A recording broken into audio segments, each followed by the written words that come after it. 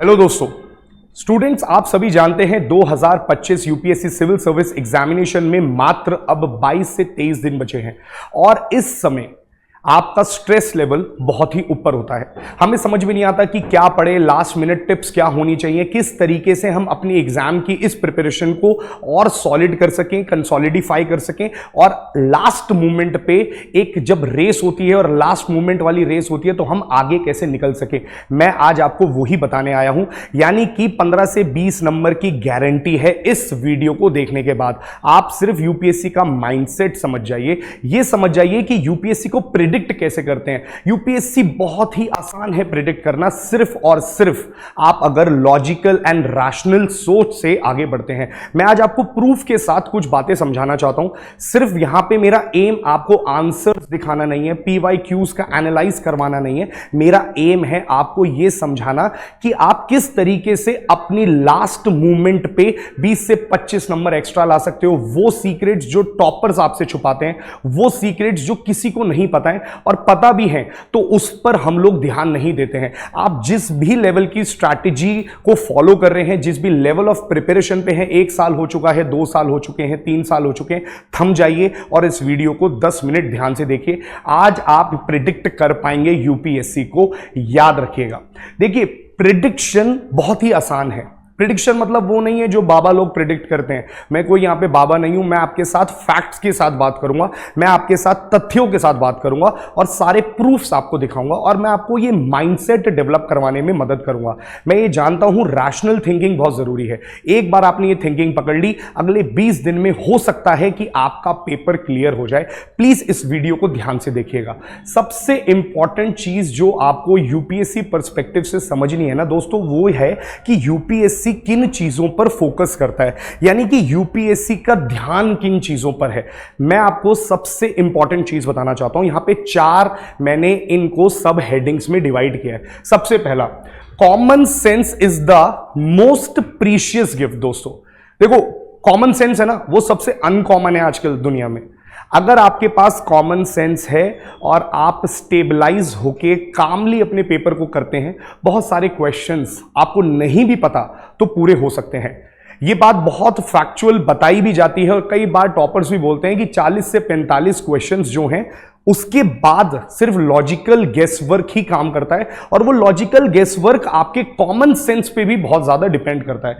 Second point यहां पे बहुत इंपॉर्टेंट है कि क्वेश्चंस और जो थीम्स है ना, ये रेपिटेटिव हैं। मैं ये नहीं कह रहा हूं कि क्वेश्चन रिपीट होता है, मैं आपको यहां से आज कुछ और सिखाने वाला हूं। ये थीम्स जो हैं बार बार यूपीएससी पूछता रहता है। अगर हम लोग उन थीम्स पे थोड़ा सा फोकस करें तो हमारा भी एग्जाम क्लियर हो सकता है और इसी साल आपका एग्जाम भी क्लियर हो सकता है। तीसरी बहुत इंपॉर्टेंट पॉइंट है, एनसीईआरटी इज किंग दोस्तों। यानी कि अगर आप एनसीईआरटी को इग्नोर कर रहे हो तो ये आपकी जिंदगी की सबसे बड़ी गलती है। एनसीईआरटी इसलिए रेलिवेंट बन जाती है क्योंकि एक गरीब व्यक्ति हो सकता है कोचिंग ना अफोर्ड कर पाए, एक गरीब व्यक्ति हो सकता है बड़े कोचिंग इंस्टीट्यूट्स में ना जा पाए, पर इस बात की तो गारंटी है कि उसको एनसीईआरटी जो बहुत ही चीपली अवेलेबल है, बहुत ज्यादा कॉस्टली नहीं है, वो उसके पास है और एनसीईआरटीज ही सोर्स हैं यूपीएससी के क्वेश्चंस का और कई साल एनसीईआरटीज पे ही फोकस करा है, हम उसको भी देखेंगे। And fourth one is your current affairs.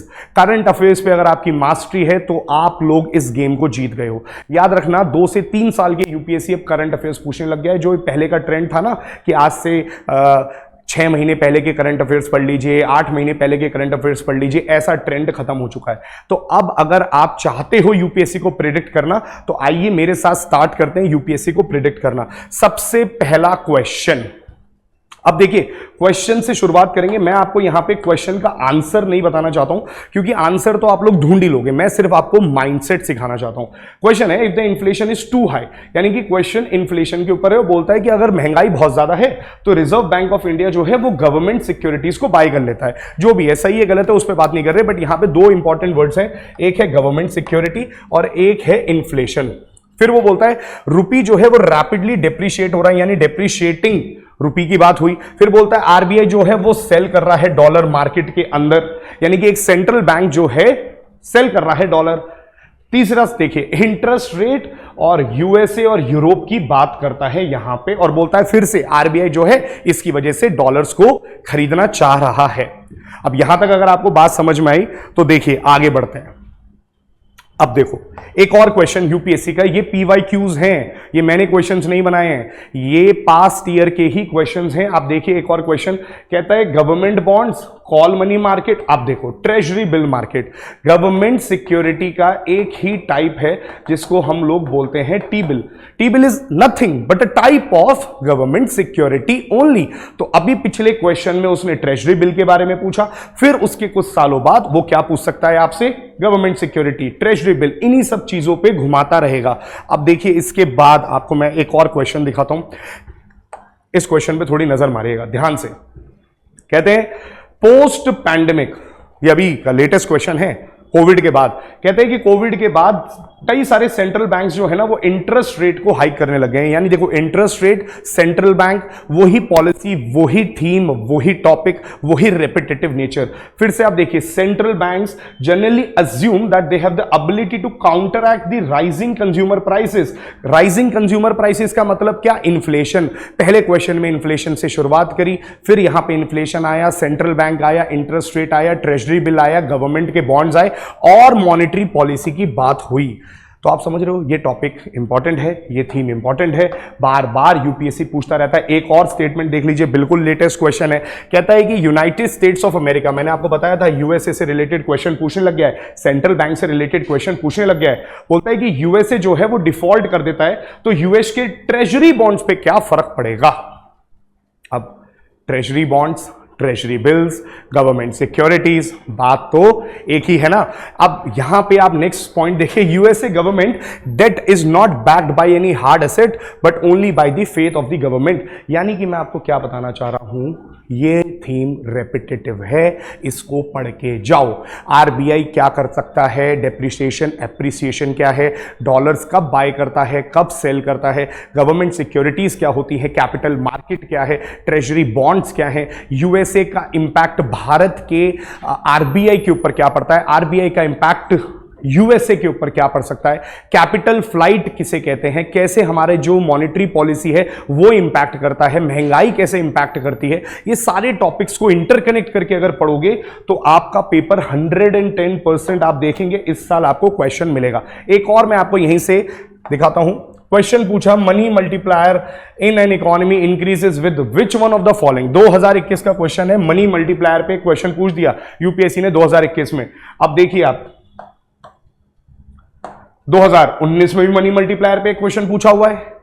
तो मनी मल्टीप्लायर के कॉन्सेप्ट को समझना हमारा धर्म बनता है, क्योंकि यूपीएससी बार बार इसी चीज पे फोकस कर रहा है कि मनी मल्टीप्लाई कैसे होता है, बैंक्स अपने पैसे को बनाते कैसे हैं, इस पर फोकस करिए।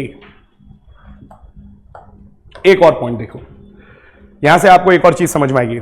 एक क्वेश्चन है 2013 में यूपीएससी ने पूछा था, कहता है viruses lack enzymes necessary for the generation of energy. चलो जी, क्वेश्चन पूछ लिया, स्टेटमेंट पूछ ली। सेकंड कहता है viruses can be cultured in any synthetic medium. Third बोलता है viruses are transmitted from one organism to another by biological vectors only. अब मैं मान के चलता हूं आप सभी यहां पे जो भी वीडियो देख रहे हैं, आप सभी 2013 का पीवाईक्यू सॉल्व करके जाते हैं, तो मैं आपको आंसर बता देता हूं, answer is one only. Second और थर्ड स्टेटमेंट बिल्कुल गलत है। जब साइंस एंड टेक पढ़ेंगे तो आपको नॉलेज भी होगी इस बात की, बट मान के चलो आप पीवाईक्यू करके जा रहे हो, सेकंड स्टेटमेंट पे ध्यान दो, और मैं कह रहा हूं ये सेकंड स्टेटमेंट गलत है। Viruses can not be cultured in any synthetic medium. अब अगर आप ये वाला पॉइंट समझते हो तो इस वाले क्वेश्चन को देखो जो यूपीएससी ने 2023 में पूछा, 10 साल बाद। अब एक स्टेटमेंट पूछी, बोला कि विच of the above can be cultured in artificial और सिंथेटिक मीडियम। पिछले साल पिछला क्वेश्चन, क्या नहीं हो सकता, वायरस नहीं हो सकता। पीवाईक्यू में पूछा है वायरस नहीं हो सकता, वायरस नहीं हो सकता तो थर्ड को गलत मान लेते हैं। थर्ड गलत होता है तो 3 ऑप्शन ऑटोमेटिकली एलिमिनेट हो जाते हैं और 1 and 2 आंसर आ जाता है। यानी कि तुम्हें पता है, नहीं पता है कि बैक्टीरिया और फंगाई है कि नहीं है, तब भी आंसर निकाल सकते हो। यह है यूपीएससी का माइंडसेट, यह है फायदा पीवाईक्यू को सॉल्व करने का, यह है प्रिडिक्ट करना यूपीएससी। मैं आपके साथ तथ्यों पे बात कर रहा हूं। देखिए, मैं आपको PYQs दिखा रहा हूं, मैं कोई अपने बनाए हुए क्वेश्चंस नहीं दिखा रहा हूं, मैं सिर्फ आपको रैशनल लॉजिकल थिंकिंग समझा रहा हूं कि आप अपने दिमाग के अंदर इस कॉन्सेप्ट को, इस माइंडसेट को लेके जाएंगे। गारंटेड, मैं आपको कह रहा हूं 20 से 25 नंबर आपके ज्यादा आएंगे। अब देखिए एक और कहते 36% of India's districts are classified as over exploited critical by central ground water authority. Question किस पे पूछा गया है दोस्तों? CGWA, central ground water authority पे। सेकंड स्टेटमेंट देखो, CGWA was formed under EPA act. EPA 1986 का एक्ट है, एनवायरमेंट इकोलॉजी में पढ़ेंगे आप। Third statement, India has the largest area under ground water irrigation. चलो आंसर जानने की जरूरत नहीं है, बस इतना जान लो कि सेकंड स्टेटमेंट बिल्कुल ठीक है। मैं आपको बता रहा हूं सेकंड स्टेटमेंट बिल्कुल ठीक है। और आप 2020 का PYQ सॉल्व करके मान के चलते हैं हम सब 2022 में पेपर सॉल्व करने जा रहे हैं। PYQ की अंडरस्टैंडिंग समझा रहा हूं, PYQ का फायदा समझा रहा हूं, PYQ का एनालाइजेशन सिखा रहा हूं, माइंडसेट समझा रहा हूं। 2022 में मान के चलिए कि आप सभी पेपर देने जाते हैं दोस्तों। 2020 का पेपर तो सॉल्व करके जाओगे, PYQ की इंपॉर्टेंस तो रख के जाओगे। तो देखो क्वेश्चन 2022 का कहता है which one of the following has been constituted under EPA, और ऑप्शंस पढ़ो और जवाब बता दो कमेंट बॉक्स में कि जवाब क्या होगा। भाई बिल्कुल आसान सी बात है, सेंट्रल ग्राउंड वाटर अथॉरिटी। 2 साल पूछा, पीछे पूछा हुआ क्वेश्चन 2 साल बाद पूछ लिया। यहां से क्या सीखने को मिल रहा है, क्या लर्निंग है आपकी? 1 साल की एक स्टेटमेंट अगले साल का एक क्वेश्चन बन सकती है, ये है आपकी लर्निंग। ये मत सोचना क्वेश्चन रिपीट होते हैं, ये समझो थीम्स रिपीट होती हैं और वही चीज वो बार बार घुमाता रहता है। अभी तो मैं आपके सामने बहुत सारे तथ्य लाया हूं ताकि आपको विश्वास हो जाए। मेरी इस बात पर विश्वास होने के लिए भी मुझे बहुत सारे क्वेश्चंस को लाना पड़ा आपके सामने, और ऐसे भतेरे क्वेश्चंस और हैं, ऐसे बहुत सारे क्वेश्चंस और हैं जिससे आपको ये बात समझाई जा सकती है। बट ये वीडियो शॉर्ट होने वाली है क्योंकि सिर्फ और सिर्फ माइंडसेट पर बात होने वाली है। देखो, which of the following are the key features of NGRBA, national Ganga river basin authority पे क्वेश्चन पूछा। अब ये ध्यान रखो कि national Ganga river basin authority पे जब क्वेश्चन पूछा है इसने 2016 में, ठीक है जी, ध्यान रखिएगा। अगले साल देखिए, अब 2 साल पहले ही एक क्वेश्चन पूछा था, animal welfare board of India is establish under EPA पे कई बार क्वेश्चन आ गया। NTCA is a statutory body. But third statement पे फोकस मारो जरा, थर्ड स्टेटमेंट को देखो, पढ़ो ध्यान से। कहता है national Ganga river basin authority is chaired by prime minister, यानी कि 2 साल पहले वो पूछ चुका है NGRBA के बारे में। आप अगर नहीं पढ़ के गए तो 2016 का क्वेश्चन आपसे गलत हो गया, तो ये आपकी गलती है, UPSC की गलती नहीं है। वो तो आपको बता रहा है कि मैं ऐसे 20 से 25 नंबर आपको मुफ्त में देने को तैयार हूं। देखो अब चलो, आपको मैं आज मजेदार चीज सिखाता हूं, आपको इंटरलिंकेज सिखाता हूं, आपको यह बताता हूं कैसे कनेक्ट करते हैं डॉट्स को। क्वेश्चन है 1994 का, monazite is an ore of, ठीक है जी, ऑप्शन दे रखे हैं, कहता है जिरकोनियम, थोरियम, टाइटेनियम, आयरन। अब ना हमें कुछ शब्दों पे ध्यान देना है, पहला जिरकोनियम पे, दूसरा थोरियम और टाइटेनियम। ये 3 शब्द याद रखोगे मेरे लिए। क्या क्या याद रखना है? देखो, जिरकोनियम, थोरियम और टाइटेनियम याद रखना। आगे बढ़ते हैं। 1994 तो बहुत पुराना हो गया सर, आगे का बताओ कुछ। चलिए आ जाइए 2006 के क्वेश्चन पे आ जाते हैं। 2006 का क्वेश्चन देख लो, which of the following substances are found in the beach sands of many parts of Kerala? Ilmenite, zircon, sillimanite, tungsten. अब दोबारा से कुछ शब्दों को याद रखना है। क्या क्या शब्द याद रखने हैं? इल्मेनाइट ध्यान रखना, टुंगस्टेन याद रखना, जिरकॉन तो आ ही चुका था पहले, सिलिमेनाइट याद रखना। अब देखिए आगे बढ़ते हैं। बोलता है India does not have any deposits of thorium. Thorium पे फिर क्वेश्चन पूछ लिया, तो यार एक बारी थोरियम के बारे में 360 डिग्री एनालिसिस करके पढ़ लो ना, जब बार बार थोरियम आ रहा है। अगला देखो, कहता है केरला की जो मोनेजाइट सैंड्स है उसमें यूरेनियम पाया जाता है। यूरेनियम पे पूछ लिया, सैंड पे पूछ लिया, मोनेजाइट सैंड पे और केरल पे। अब देखो केरला के बारे में यहां पूछा, अब आगे बढ़ो। 2010 में फिर एक क्वेश्चन आया, कहता है match the following, copper, Jharkhand, निकल, उड़ीसा, टुंगस्टेन। टुंगस्टेन पहले भी पूछा, केरला उससे पहले पूछा, दोनों को चिपकाया, एक क्वेश्चन बनाया। याद रखना यही यूपीएससी की थीम है, यही यूपीएससी का मानना है। आगे क्वेश्चन देखो, global ocean commission grants licences for sea bed exploration, mining. India has received licenses for seabed mineral exploration in international waters. Rare earth minerals are present on the sea floor. अब आप बोलोगे sir इस question का पिछले question से क्या connection है? Tungsten, thorium, uranium, zirconium, sillimanite, जो भी तुमने पढ़ा है ये सब रेयर अर्थ मिनरल्स की कैटेगरी तो है। जब आप इनके बारे में पढ़ते तो आप रेयर अर्थ मिनरल्स के बारे में पढ़ते तो ये वाला क्वेश्चन भी आपका सॉल्व होने लायक है। यानी कि रेयर अर्थ मिनरल्स के बारे में यूपीएससी ने आपसे यहां पे एक सवाल पूछा, बहुत इंपॉर्टेंट पॉइंट है। अब देखिए आगे बढ़ो,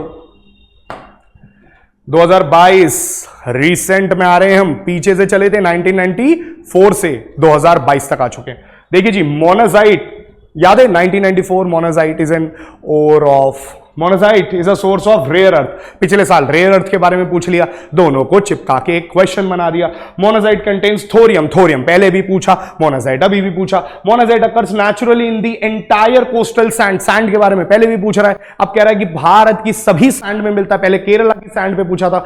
यहीं से आपको थीम समझनी है, यहां से थीम समझ जाओ तो काम बन जाएगा दोस्तों। मैं आपको बार बार हिंट दे रहा हूं, समझाने की कोशिश कर रहा हूं और अब आपके तार हिल जाएंगे जो मैं बात बता रहा हूं। इल्मेनाइट, रूटाइल, इल्मेनाइट याद करिए, मैंने बोला था शब्द याद रखना है, इल्मेनाइट। इल्मेनाइट एंड रूटाइल अगर नहीं याद आए तो थोड़ा बैक कर लो वीडियो को और देखो जरा मैंने क्या बताया आपको। Ilmenite and rutile available in certain coastal tracts of India, rich sources of किसके हैं जी? एल्यूमिनियम, कॉपर, आयरन और टाइटेनियम। टाइटेनियम के बारे में पहले भी पूछा हुआ है। अब मैं यहीं से आपको एक और चीज बताना चाहता हूं, एनसीईआरटी क्यों बोली जाती है बाप ऑफ ऑल पेपर्स?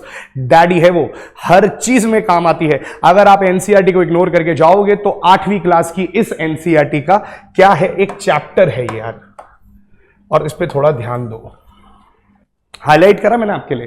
कहता है most toothpaste are made white with titanium oxide. किसके बारे में? टाइटेनियम ऑक्साइड, जिसमें मिनरल्स पाए जाते हैं रूटाइल, इल्मेनाइट एंड एनेटेज। यानी कि रूटाइल और इल्मेनाइट टाइटेनियम के ऑक्साइड्स हैं या टाइटेनियम ऑक्साइड्स में पाए जाते हैं, यानी कि ये यूज किया जाता है। तो अब सिंपल सी बात है, आप बताओ आंसर क्या हुआ? टाइटेनियम हुआ कि नहीं हुआ? इल्मेनाइट के बारे में पता चला कि नहीं चला? कहां से पता चला, कहां से सोर्स निकाला है यूपीएससी ने? एनसीईआरटी में से। एनसीईआरटी को ध्यान से पढ़ो इस 20 दिन में, भूल जाओ सब कुछ। पीवाईक्यूज जो मैं आपको बता रहा हूं उस पर ध्यान दो, पीवाईक्यूज उस अंडरस्टैंडिंग के साथ जाओ। दूसरा, एनसीईआरटीज के छोटी छोटी लाइन, छोटे छोटे कीवर्ड्स, कुछ फैक्चुअल चीजें, उस पर फोकस करके जाओ। 6 to 12 की सारी एनसीईआरटी निकालो और इंपॉर्टेंट चीजों को फटाफट रिवाइज मारो। क्योंकि देखो ये समय दोबारा से लक्ष्मीकांत उठाने का नहीं है, स्पेक्ट्रम उठाने का नहीं है, ये 18 सब्जेक्ट्स को पढ़ने का समय नहीं है। अगले 18 दिन में 18 एनसीईआरटी पढ़ी जा सकती है और वो बहुत जरूरी है कि यहां से आप क्वेश्चंस निकाल सकें। चलिए आगे बढ़ते हैं। करंट अफेयर्स की इंपॉर्टेंस समझो। कहता है what is the importance of using pneumococcal conjugate vaccines in India. कहता है these vaccines are effective against pneumonia as well as meningitis. Dependence on antibiotics that are not effective against drug resistant bacteria can be reduced. These vaccines have no side effects and cause no allergic reaction. मैं कहता हूं अब ना answer नहीं बता रहा, common sense की बात बता रहा हूँ, लॉजिकल गेसवर्क की बात बता रहा हूँ। आपने अभी कोविड का टीका लगवाया, बुखार आया, हो सकता है आपको ना आया हो, कुछ रिएक्शन हुआ, हो सकता है ना हुआ हो, बट कई लोगों को हुआ। वैक्सीन लगाने के बाद छोटे बच्चों को बुखार आ जाता है। अरे ये कह रहा है these vaccines have no side effects. चलो साइड इफेक्ट नहीं है, कोई एलर्जिक रिएक्शन भी नहीं है, कोई दाने भी नहीं निकल रहे, बुखार भी नहीं, ऐसा नहीं हो सकता। कोई वैक्सीन ऐसी नहीं बनी जिसका कोई रिएक्शन ना हो, क्योंकि वैक्सीन हर व्यक्ति पे ट्रायल नहीं होती है, एक सेट ऑफ पब्लिक पे ट्रायल होती है, और जब वो सेट ऑफ पब्लिक पे ट्रायल होती है तो उसको हम लोग नॉट दे देते हैं, डीजीसीआई उसको नॉट दे देता है और फिर वो सबको लगती है। पर हर एक बॉडी अपनी अपनी तरीके से है।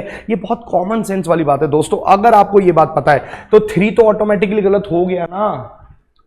3 अगर गलत हो गया तो 50-50 पे तो आ गए एलिमिनेशन टेक्निक का इस्तेमाल करके, और 50-50 पे आ गए तो फर्स्ट पॉइंट तुम्हें पता है नहीं पता है इस बात से फर्क भी नहीं पड़ता, क्योंकि फर्स्ट तो दोनों में ही है। सारा गेम अब सेकंड पॉइंट पर है और ये करंट अफेयर से लिंक था। देखिए करंट अफेयर्स में ये दे रखा है, डीजीसीआई ने अप्रूवल दे दिया है, first fully indigenously developed vaccine, और इसके बारे में पूरी जानकारी यहां पे मौजूद है। तो आप समझो क्या मैं आपको समझाना चाह रहा हूं। कहता है DGCI not to first indigenous to fulfil global demand, और इससे क्या होने वाला है, ये सारी चीजें यहां पे मौजूद हैं। करंट अफेयर्स से लिंक किया, लॉजिकल गेस वर्क से रिलेट किया, एलिमिनेशन टेक्निक का इस्तेमाल किया, और आपका क्वेश्चन बन गया। और याद रखना, अगर यूपीएससी एग्जाम में 50-50 अटक जाओ तो 100% वो क्वेश्चन को टिक करके आना, चाहे गेस वर्क मार के आना, क्योंकि 50-50 में आपकी पॉसिबिलिटी बहुत ज्यादा बढ़ जाती है। अगर आप श्योर हैं कि आप कट ऑफ क्लियर कर सकते हैं, 100 के पार जा सकते हैं, तब रुक जाइएगा। बट अगर आपको लगता है कि नहीं मैं रिस्क नहीं ले सकता, 50-50 हमेशा मार के आना, पॉजिटिव ही निकलता है हमेशा उसका स्कोर एंड के अंदर। अब देखो Cas9 protein often mentioned in news, 2019 का क्वेश्चन है। अब यहां पे बोला मॉलिक्यूलर सीजर है, जीन एडिटिंग करता है, जो भी है। मैं आपको सिर्फ यहां पे ये बताना चाह रहा हूं कि करंट अफेयर से देखो डायरेक्ट चीजें उठा देता है। कहता है how safe is CRISPR Cas9 की बात हो रही है। कह रहा है there is a growing fear that promising gene editing system, यहां पे एक वर्ड यूज करा जीन एडिटिंग सिस्टम, और उसी साल का मैं आपको आर्टिकल्स निकाल के दिखा रहा हूं प्रूफ के साथ, ठीक है। तो ये ध्यान रखना कि उसी साल का ये आर्टिकल जीन एडिटिंग टूल की इसने बात करी। अब देखिए again common sense will win here. कहता है सम माइक्रो ऑर्गेनिजम्स कैन, देखो सम और कैन ऐसे करके ना कई सारे क्वेश्चन पूछे यूपीएससी ने, in environments with temperature above the boiling point of water.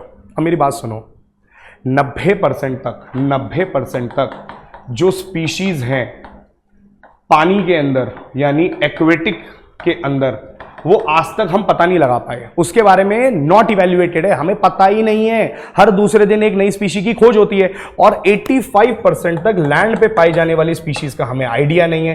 तो कोई गारंटी भर के ये बात बोल सकता है कि कोई ऐसी स्पीशी नहीं होगी? पहली बात तो कैन, फ्यूचर पॉसिबिलिटी की बात कर रहा है, और कह रहा है सम, ये भी नहीं कह रहा ऑल। तो कुछ ऐसी स्पीशी हो सकती है क्या जो अब बॉइलिंग पॉइंट ऑफ वाटर के होंगी? यार हमें क्या लेना देना, होंगी, दिमाग नहीं मारना।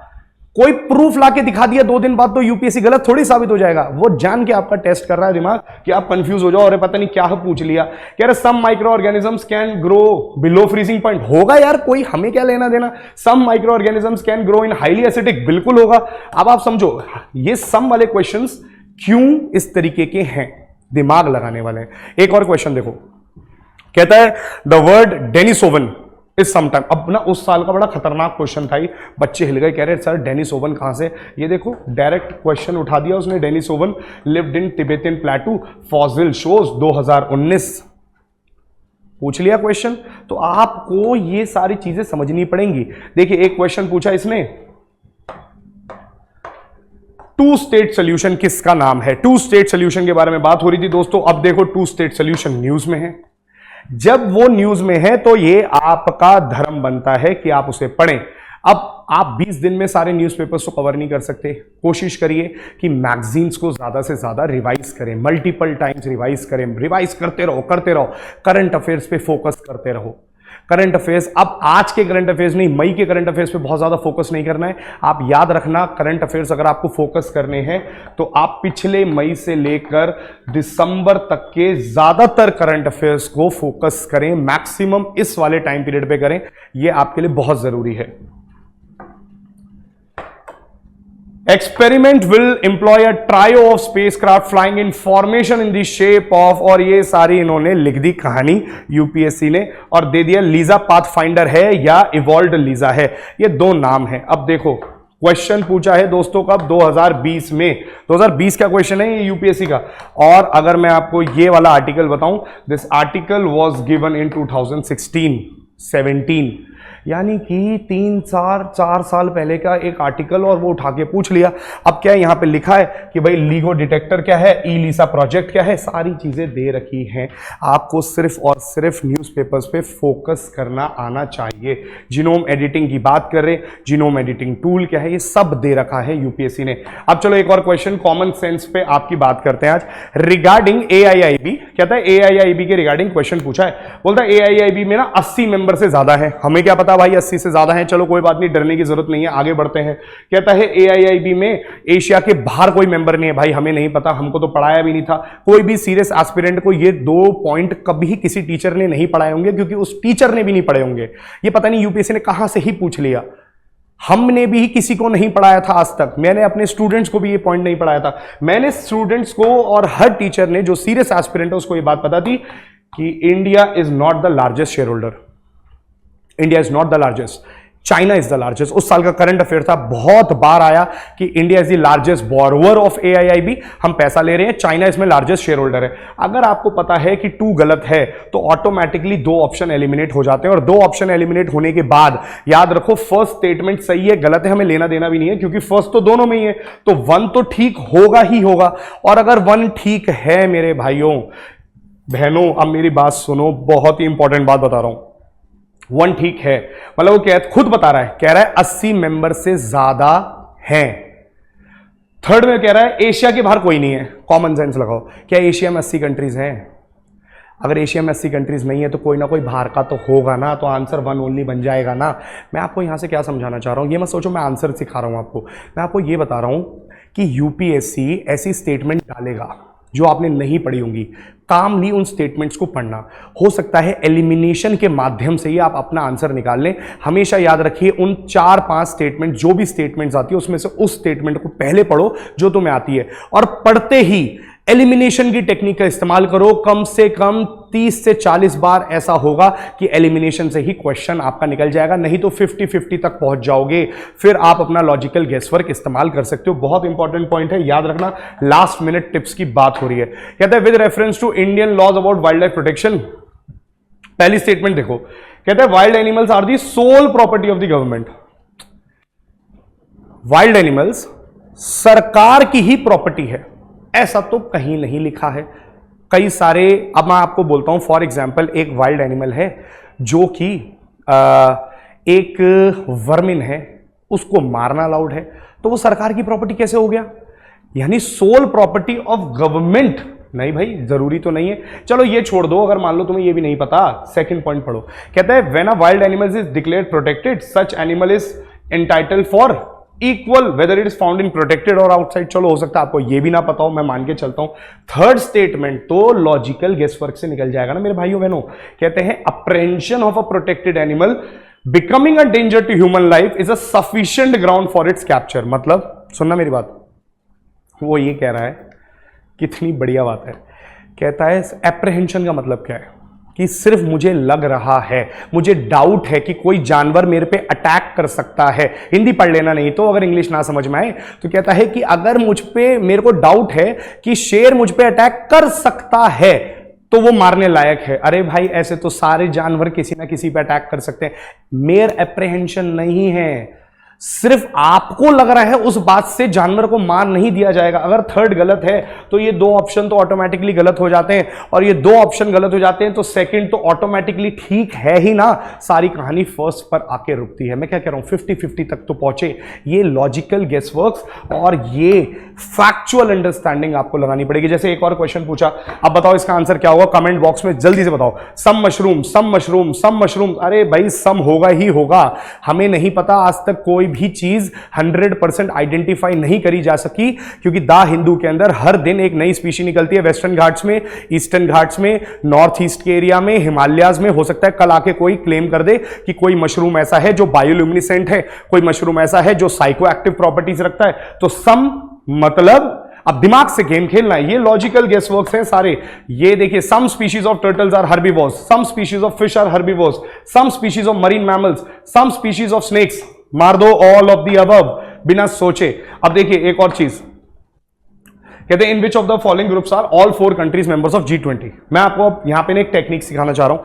जब भी आप कोई चीज को करते हैं तो थोड़ा दिमाग लगाइए। जैसे ये G20 की कंट्रीज दे रखी है यहां पे, ठीक है। अब G20 की कंट्रीज में आपको एक चीज यहां पे जब आप पढ़ोगे, पूरा पढ़ने के बाद आपको एक चीज यहां पे दिखाई देगी कि इंडोनेशिया के अलावा कोई भी साउथ ईस्ट की कंट्री इसका मेंबर नहीं है। साउथ ईस्ट एशिया के अंदर, अब यहां पे ज्योग्राफिकल नॉलेज होनी जरूरी है, तो आप जब इसको पढ़ते हैं तो इस तरीके से पढ़िए कि यार साउथ ईस्ट एशिया में तो सिर्फ इंडोनेशिया है। अब अगर सिर्फ इंडोनेशिया ही मेंबर है तो वापस आ जाओ और देखो, सिर्फ इंडोनेशिया अगर मेंबर है तो पहला बोलता है ऑस्ट्रेलिया, कनाडा, मलेशिया। अरे मलेशिया तो साउथ ईस्ट एशिया की है, बट सिर्फ इंडोनेशिया मेंबर है तो गलत होगा। Brazil, Iran, Saudi Arabia, Vietnam, नहीं जी, वियतनाम भी नहीं होगा क्योंकि साउथ ईस्ट की तो सिर्फ एक ही है। इंडोनेशिया हाँ सही है, बट सिंगापुर नहीं होगा, तो आंसर 1 हो जाएगा। यानी कि कॉमन सेंस और इस ट्रिक्स के माध्यम से आप बहुत सारी चीजें, बहुत सारे क्वेश्चंस कर सकते हैं। तो अपने पढ़ने का स्टाइल थोड़ा सा चेंज करिए। अब देखो कितना लॉजिकल क्वेश्चन था, मैं आपको सिर्फ बता रहा हूं। Rapid financing instrument, rapid credit facility, बच्चे हो गए कंफ्यूज, कहते हैं कि सर हमें तो समझ में नहीं आया, ये क्वेश्चन कहां से पूछ लिया, किसी ने हमें बताया नहीं, हम लोग कंफ्यूज हो गए। मैंने कहा किस में कंफ्यूज हो गए? कहते हैं सर आईएमएफ में और वर्ल्ड बैंक में। मैंने कहा बेटा मुझे सिर्फ इतनी सी बात बता, आईएमएफ कब देता है लोन? कहते हैं सर जब बैलेंस ऑफ पेमेंट का क्राइसिस होता है। और वर्ल्ड बैंक कब देता है? कि सर नॉर्मल चीजों में देता है। तो मैंने कहा मुझे एक बात बता बेटा, इमरजेंसी में पैसा किसको चाहिए होता है? जिसके फॉरेक्स नहीं है या जिसको हाईवे बनाना है? कहते हैं सर जिसको फॉरेक्स चाहिए। तो मैंने कहा आईएमएफ ही तो बेल आउट कराता है, आईएमएफ ही तो आपका बीओपी में फर्स्ट लेंडर है, वही तो आपको बचाता है। तो रैपिड क्रेडिट, आपको डैम्स बनाने के लिए रातों रात पैसे की जरूरत नहीं है। आपको किस चीज की जरूरत है? आपको अपने घर बचाने के लिए रातों रात चाहिए। 1990s में जब हमारे पास इशू आया तो हम आईएमएफ के पास क्यों गए थे? क्योंकि रातों रात पैसे की तंगी पड़ गई। तो याद रखना IMF is the answer, basic common sense. Again, अब मैं ये नहीं कह रहा हूं कि आप, मेरी बात ध्यान से सुनना, मैं ये नहीं कह रहा हूं यहां पे कि आप अपनी स्टडीज को नहीं पढ़े हैं तो इन तुक्केबाजी से आपका पेपर निकल जाएगा। जी नहीं, मैं आपको कोई गलत शिक्षा नहीं देना चाहता यहां पे। आप ये बात ध्यान से समझ लीजिए, ये वो एस्पिरेंट्स के लिए वीडियो बहुत कारगर होने वाली है जिनका स्कोर 80 to 90 के बीच में अटक जाता है, 70 to 75 के बीच में अटक जाता है, जो पढ़ के तो जा रहे हैं बट कॉन्फिडेंट नहीं है कि हमारा प्रीलिम्स निकलेगा। तो आप अगले 20 दिन मेरी इस स्ट्रैटेजी पर काम करिए, 4 चीजों पे ध्यान दीजिए और मैं आपको बता रहा हूं कि आपके 20 से 25 नंबर एक्स्ट्रा आने वाले हैं। पीवाईक्यूज पे ध्यान दीजिए एंड ऑल द बेस्ट, और आप सक्सेसफुल हो, मेरी यही शुभकामनाएं हैं। Thank you so much.